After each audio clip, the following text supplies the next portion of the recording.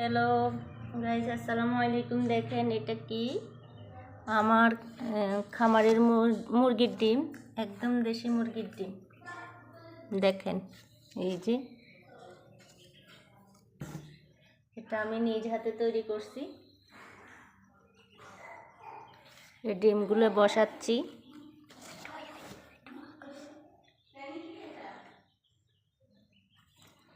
এই যে সব আমার দেশি মুরগির ডিম।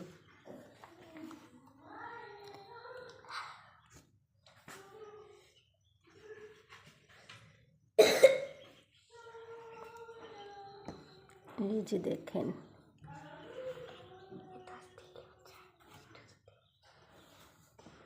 এই যে সবগুলা হচ্ছে আমার দেশি মুরগির ডিম। এই যে দেখেন, এই যে দেখেন এটা কাগজ দিয়ে বড়শি দিয়ে তৈরি করছি। এটার নাম কি আপনারা বলেন? 21 দিন লাগবে ডিমগুলা থেকে বাচ্চা আসতে, একবারে ফুটফুটে বাচ্চা আসবে। 21 দিন পর আমি আপনাদেরকে দেখাবো এখান থেকে কয়টা বাচ্চা আসে।